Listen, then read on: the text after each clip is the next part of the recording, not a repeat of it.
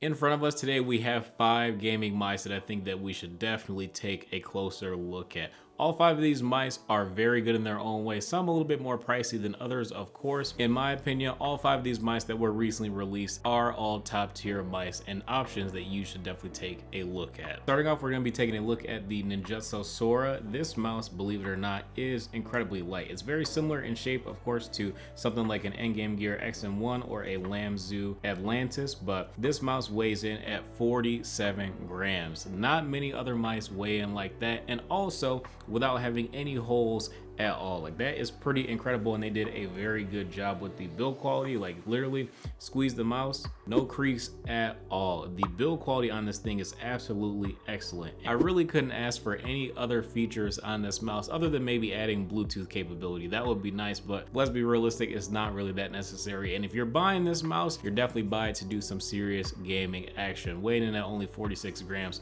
and having that very specific shape that is perfect for a claw grip. These switches that it uses are the Huanu pink dot switches, and they sound and feel really good, super snappy, and very light to use as well. The side buttons, I have no issues. The scroll wheel feels like a G Pro Superlight, except maybe slightly more tactile, and it also does feature USB Type-C. And for bonus points, they even have a little storage door at the bottom of the mouse to easily store your dongle, and not to mention that the dongle also has Ninjutso's logo on it as well, so you won't have to worry about losing the dongle. But let's say that you want something that's very similar to the Ninjutso Sora, but maybe in a slightly different shape and an even lighter weight, because this next mouse that we're going to take a look at, this is the Rival from Luce Out, and basically they do very high quality 3D printed mice. This is my first 3D printed mouse that I've ever touched in my life, and I am beyond impressed with how rigid this mouse is. Like, the clicks feel excellent, the scroll wheel is very good, and the PCB and sensor is from a deluxe mouse. The only complaint that I have about this Luce Out mouse is just the fact that the battery life is very short. And the reason why the battery life is so short, you can literally see it right here. The battery is absolutely tiny. Like, there's really not much there. And if you use it for about 2 days, on the 3rd day and you game for like 4 or 5 hours a day, it's probably going to be close to dead or dead. So I would highly recommend that you plug this mouse in after every other gaming session, or just make a habit of it, plug it in after every gaming session. Your keyboard probably has USB Type-C. Just go ahead and plug it in. It's not the end of the world. And especially considering the incredible lightweight of this mouse. When I'm using this or the Ninjutso Sora, I literally feel like I'm aiming with my hand. Surprisingly, you barely even notice that the mouse is there. You just know that you're snapping on heads and destroying your enemies. The Rival is based on the SteelSeries RX3 and Rival 3, and I'm glad that this mouse is significantly better than what I initially thought about the RX3. The problem that I had with the RX3, these side buttons were way too small, and otherwise the mouse was pretty good other than the skates, but SteelSeries did revise the skates, so they are significantly better now. But with that being said, I really hated these side buttons, and it made it very hard for me to use the RX3.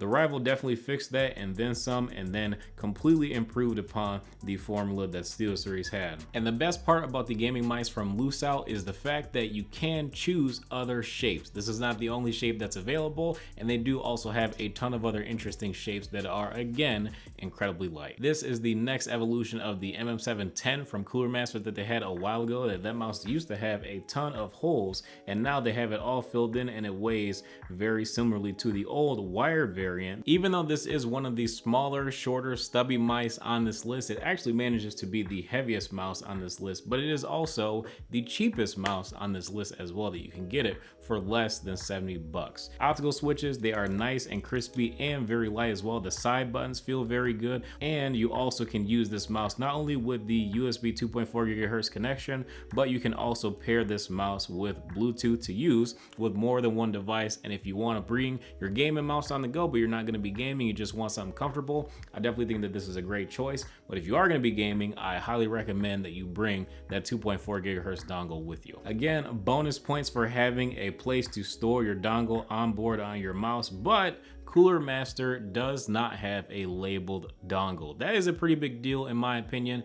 A lot of these mice nowadays, they're coming with blank dongles. We don't need that anymore. Label your dongles. At minimum, put the company name on the dongle. Please, please, we're trying to keep track of all this tech that we got, especially me. No real complaints about the MM712. I'm just glad that the evolution of the MM710, that they have not given up on this shape, and it is very good to have for people that have a little bit smaller hands, or even if you just want a very locked in and concise claw grip style of mouse, and the skates are really good as well. Now the last two mice that we have on this list are going to be from G-Wolves. This is the Hati-S Plus Ace, and this is the Hati-S Plus 4K wireless. I'm very confused with the name, honestly.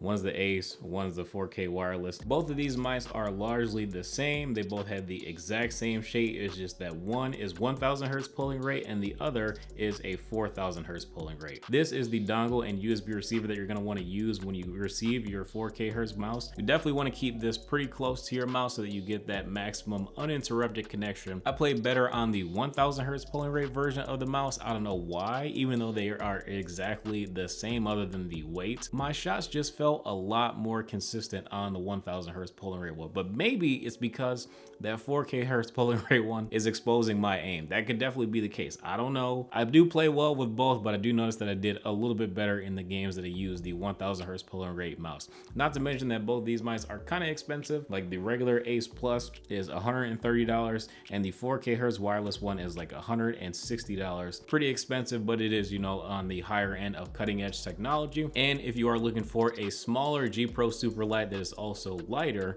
and gives you a much better connection in terms of just the polling rate, then I would definitely recommend checking out the 4K version of the Hati-S Plus. One huge gripe that I have with both of these mice though, and this is any mouse that releases after this point. 2023, I'm not reviewing any mice, none. I might make one exception maybe, but probably not. I'm not reviewing any mice with micro USB. Why do I have to dig up this dinosaur cable for a mouse? Okay, there's one included in the box, whatever, but still, why can't I just use my keyboard cable to plug in my gaming mouse when I'm done with my session? Like, why am I not able to do that? It doesn't make any sense. And it's because they decided to go with this age-old port.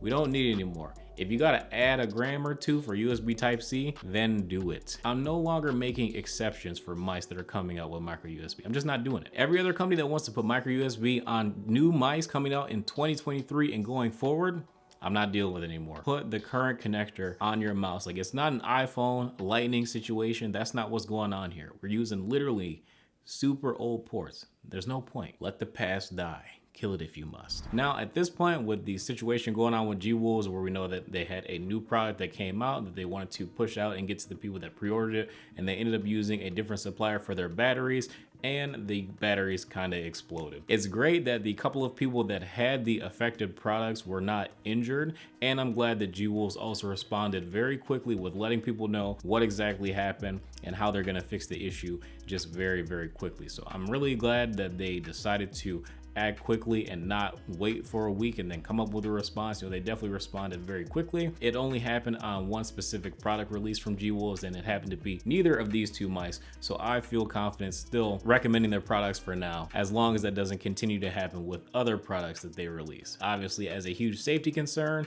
I did want to mention that in this video because that is not something to be ignored. Again, it was neither of these two mice that we're taking a look at today, and they did respond quickly with why it happened and why it shouldn't happen anymore in the future. But that is going to be it for this video. If you guys enjoyed, feel free to drop a like and subscribe to the channel as well. I want to thank you guys for watching Too Much Tech, and I will have links to all of these mice in the description below. Thank you again for watching. I'll see you in the next video.